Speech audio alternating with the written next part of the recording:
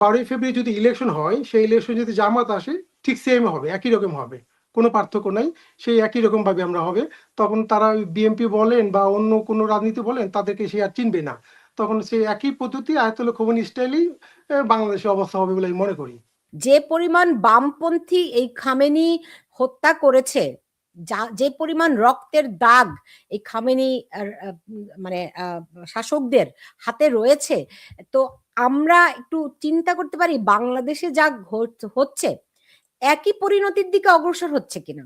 হ্যাঁ, একই পরিণতির দিকে অগ্রসর না হলেও যদি আপনি এই যে ইলেকশনটা হবে, সেই ইলেকশন যদি জামাত শিবির, ইভেন যে জামাত শিবির যদি ক্ষমতা আসে, তাহলে সেই একই পরিস্থিতি হবে।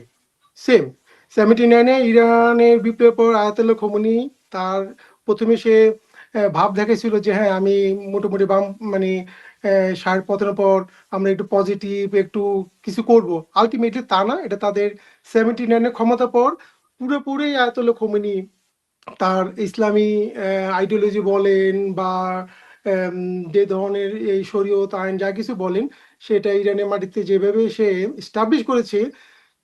এখন যে 12ই ফেব্রুয়ারি যদি ইলেকশন হয়, সেই ইলেকশন যদি জামাত আসে, ঠিক সেম হবে, একই রকম হবে, কোনো পার্থক্য নাই। সেই একই রকম ভাবে আমরা হবে। তখন তারা বিএনপি বলেন বা অন্য কোনো রাজনীতি বলেন, তাদেরকে সে আর চিনবে না। তখন সেই একই পদ্ধতি আয়াতুল্লাহ খোমেনি স্টাইলেই বাংলাদেশের অবস্থা হবে বলে আমি মনে করি। জি। এখন সেরকম আলামত কি দেখতে পাচ্ছেন? সেরকম হ্যাঁ, যদি ক্ষমতা আসে, এখন বর্তমানে বাংলাদেশে যে পরিস্থিতি আমি মনে করি সেটা একটা একটা বাংলাদেশে এখন জিও পলিটিক্সের একটা অংশ। এখন বাংলাদেশ আসলে আপনি মাদুরো বলেন, ইরান বলেন, ইরান যদি এই বিপ্লবটা যদি জনগণের বিপ্লব যদি রেজিম যদি চেঞ্জ হয়, সারা পৃথিবীর জিও পলিটিক্স চেঞ্জ হয়ে যাবে। Not only Iran, middle east বলেন, মিডল ইস্ট হয়ে পাকিস্তান, টার্কি, ইভেন বাংলাদেশ, তিনটা দেশেরই সরকার এবং রাষ্ট্র ব্যবস্থা এবং এভরিথিং উইল বি চেঞ্জ যদি ইরানি রেজিম চেঞ্জ হয়। কিরকম যদি একটু ব্যাখ্যা করতেন। যদি মিডল ইস্টে যদি ইরানের রেজিম যদি এখন বর্তমানে চেঞ্জ হয়, তারপরে স্বাভাবিকভাবে যে সরকার ক্ষমতা আসবে সে আমেরিকান মদতপুষ্ট সরকার, রাইট? আমেরিকান বেজ ওখানে হতে পারে, আমেরিকার আরো 10-11টা বেজ অলরেডি মিডল ইস্টে আছে। সো মিডল ইস্টে পুরো নিয়ন্ত্রণে আমেরিকাতে চলে আসবে এবং সেই সাথে তুরস্ক, এবং তুরস্কের সরকার ব্যবস্থা পতন হবে। এই যে এখন যে প্রেসিডেন্ট আছেন, উনার বিগত কয়েকটা বছর উনার বিরুদ্ধে যে ধরনের মুভমেন্ট হচ্ছিল, ইরানের পতনের পরে তার্কিতেও এই প্রভাব পড়বে, পাকিস্তানের প্রভাব পড়বে। কারণ বিকজ ইরান পুরো মিডল ইস্টে আপনার যতগুলো অনেক আপনার এই সন্ত্রাসী সংগঠন বলেন অথবা শিয়া প্রভাবিত সংগঠন বলেন, যেমন হিজবুল্লাহ, আপনার ওইদিকে ইয়েমেনে হুতি, আপনার হামাস, সবগুলোই প্যাট্রোনাইজ বাই ইরান। সো আপনার দেখেন সবগুলো সংগঠন, এই সন্দেহ সংগঠনগুলো মিডল ইস্টে দুর্বল হয়ে যাবে না। তো দুর্বল হয়ে গেলে আপনার এই আমেরিকা তার যে পলিটিক্যাল এবং ইসরায়েল, বেসিক্যালি আসলে মিডল ইস্টের মূল স্বার্থটা বেজ অন ইসরায়েলই চাচ্ছে, ইসরায়েলের স্বার্থ আমেরিকার স্বার্থ, আমেরিকার স্বার্থ ইসরায়েলের স্বার্থ। সো বেসিক্যালি এই ইরান রেজিমের পিছনে মেইন বিহাইন্ড দ্য সিন হলো যে ইসরায়েল। আপনি জানেন যে 1997-98 সালে প্রেসিডেন্ট আহমেদিনেজাদ উনি বলছিল যে পৃথিবীর মাটি থেকে আমরা ইসরায়েল নামক রাষ্ট্র আমরা মুছে দিব। তারপরে জানেন ইসরায়েল এই ব্যাপারে এরপর থেকে আমার মনে হয় ইসরায়েল ভেরি ডেডিকেটেড ইরানের এই রেজিম চেঞ্জ করার জন্য। আপনার ইরানের যে ব্যালিস্টিক মিসাইল, পারমাণবিক এই যে কর্মসূচি, ওরা জানে ইরান এনিওয়ে যদি ওরা পারমাণবিক কর্মসূচি যদি ওরা হাতে পায়, প্রথম পারমাণবিক নিউক্লিয়ার বোমাটাই ওরা মারবে ইসরায়েলকে।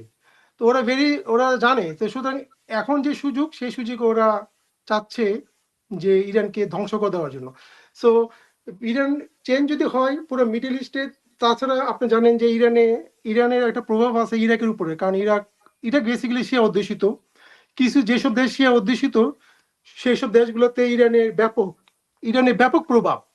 তো ওই প্রভাব পলিটিক্যালি বলেন, এই প্রভাবগুলো থাকবে না, যার ফলে ইরাক, সিরিয়া, লেবানন এবং গাজা, তো সবগুলোই বেসিক্যালি ইরানের পতনের সাথে সাথে সেগুলো কন্ট্রোলে চলে যাবে এবং ইসরায়েল এন্ড আমেরিকার হাতে। হুম।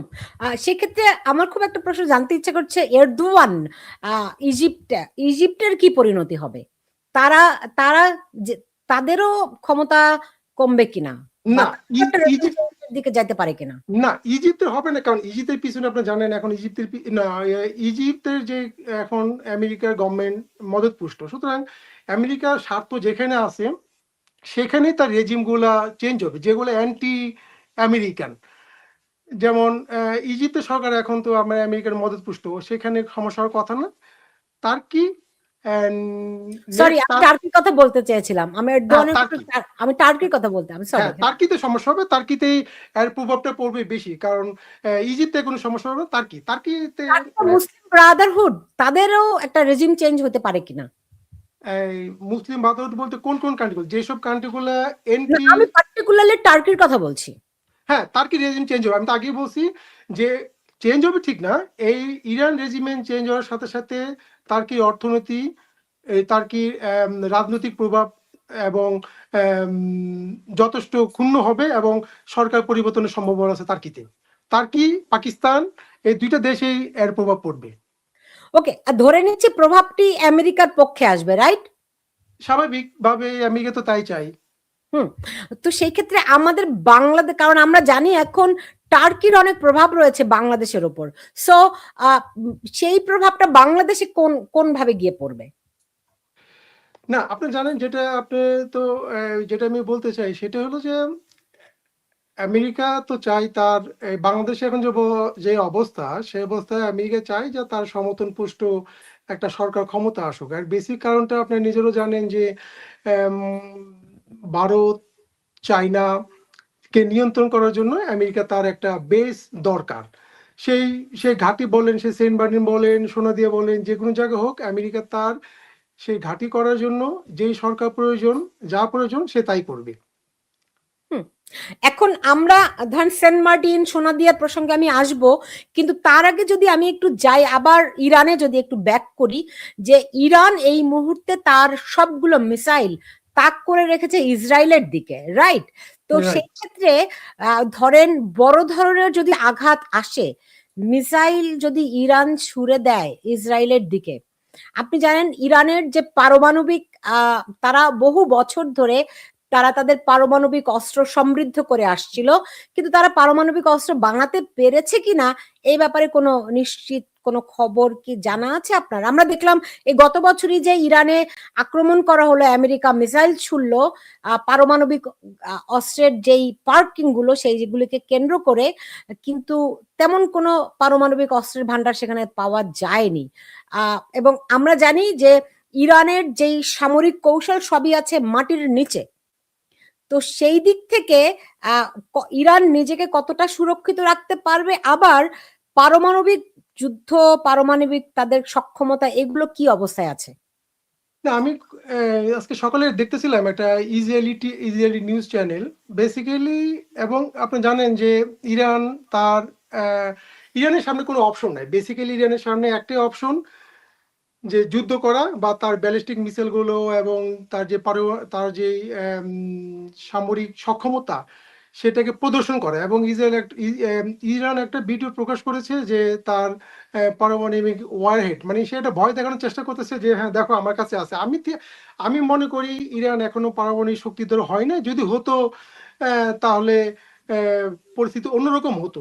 ইরানের কাছে পারমাণবিক অস্ত্র নাই বলেই ইসরায়েল চাচ্ছে এই মুহূর্তেই তাকে ধ্বংস করার জন্য। এই, হ্যাঁ এটা ঠিক যে যদি কোনো কিছু হয় এই মুহূর্তে ইরান তার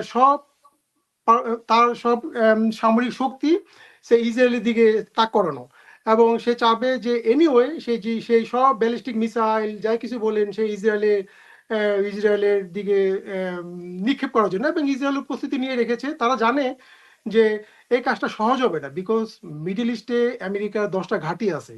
সো ইসরায়েলও জানে যে তার দিকে সব ব্যালিস্টিক মিসাইল আসবে। বাট এর জন্য ইসরায়েল সে চাচ্ছে যে এই জিনিসটা অন্যভাবে আম, তাকে রেজিমটা চেঞ্জ করার জন্য। যেমন আমি আজকে একটা ইসরায়েলি নিউজে বললো, অলরেডি আপনি জানেন যে আলী খামেনি, সে 86 এর ওল্ড, সে অলরেডি তেহরান থেকে মোসাদ, যেখানে তার জন্মস্থান, যেখানে যার জন্মস্থান সেখানে সে ব্যাংকারে চলে গেছে। তারা বলল যে আমাদের কাছে নিউজ আছে। তখন জিজ্ঞেস করলো তোমরা কিভাবে জানো? সে বলল যে তারা এখন স্টারলিংক এবং স্যাটেলাইট কানেকশনের মাধ্যমে তারা কিছু জানতে পারলো যে ইয়া নাকি চলে গেছে, আয়াতুল্লাহ খামেনি অলরেডি তেহরান থেকে মুভ করছে এবং মোসাদে আছে। তে তাদের কাছে আমি যেটা মনে করি যে হ্যাঁ,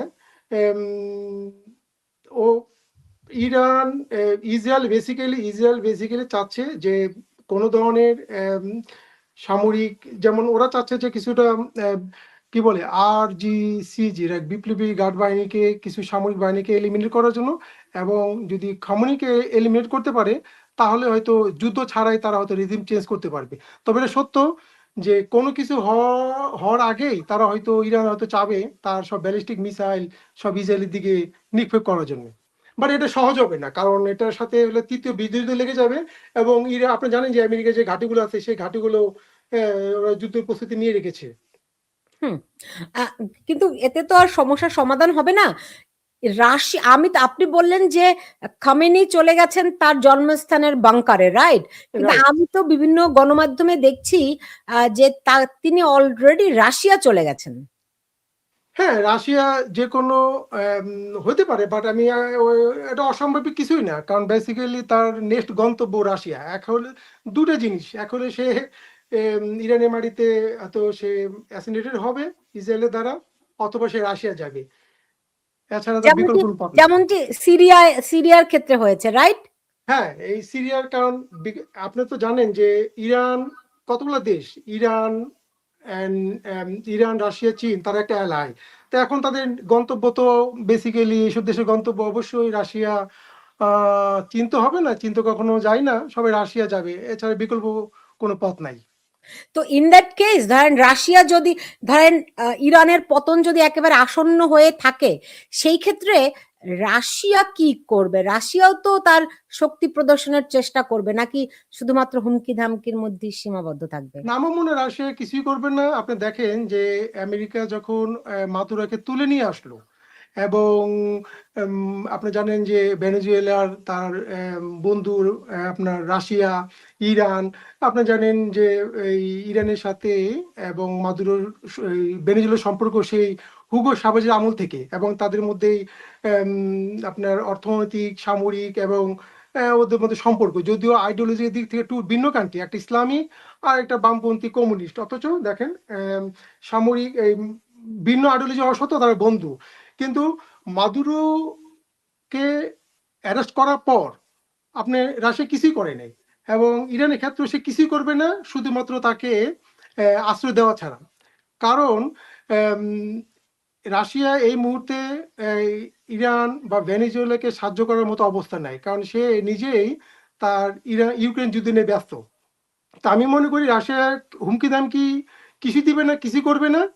ইরান রিজিম চেঞ্জ হবে, এবং যদি আয়াতুল্লাহ খামেনি অত মস্কো যে আশ্রয় নিতে পারে, তাছাড়া রাশিয়ার কিছু করার আমি মনে করি রাশিয়া কিছু করতে পারবে।